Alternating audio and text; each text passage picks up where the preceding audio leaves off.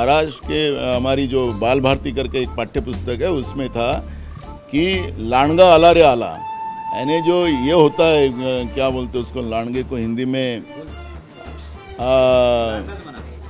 वो भेड़िया।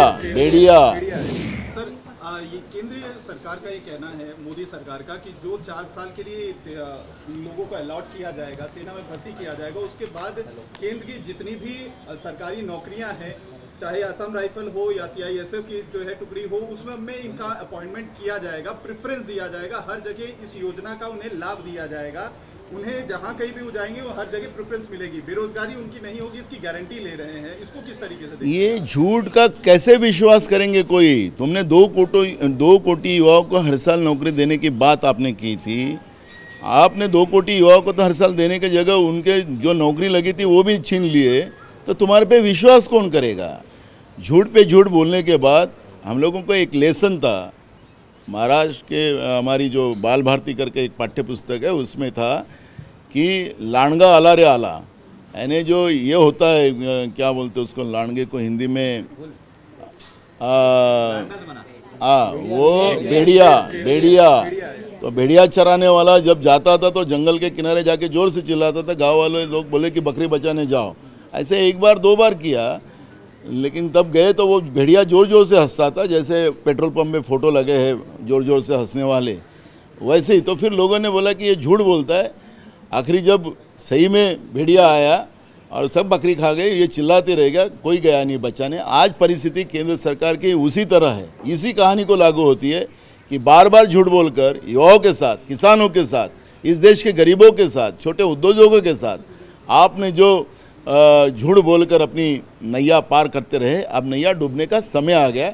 इसलिए तुम्हारे ये झूठ को कोई भी युवा इस बात को मान्यता नहीं देंगे। अब तो उनकी नैया डूबने का समय आ चुका है। आखिरी सवाल सर, अग्निपथ योजना वापस लिया जाए, यही आपकी मांग है? यही एकमात्र उपाय? बिल्कुल, पुराने सिस्टम से ये पूरी फौज की भर्ती हो और उसी आधार पे हो, और जिस तरह से आज तक चलती थी।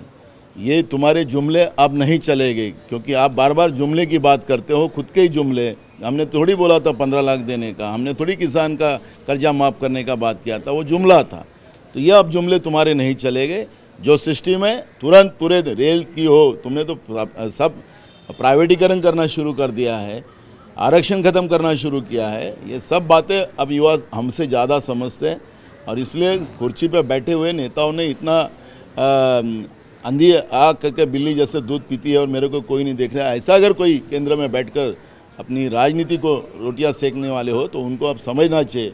ये इशारा है, देश के युवाओं ने अब केंद्र की सरकार को इशारा किया है, और इशारे को अब केंद्र की सरकार ने समझना चाहिए। नाना, आपकी इस बात से क्या ये समझे कि जिस तरीके से कृषि कानून बिल को वापस लिया गया, उसी तरीके से इस कानून को भी वापस, इस योजना को भी वापस लिया जाएगा? देखो, मैं आपको ये बता रहा हूँ कि किसानों ने बहुत शांतिपूर्वक, अन्नदाता ने इस देश में आंदोलन किया, और देश की डेमोक्रेसी के बाद इतना लंबा समय कोई आंदोलन चला हो तो किसान का आंदोलन चला।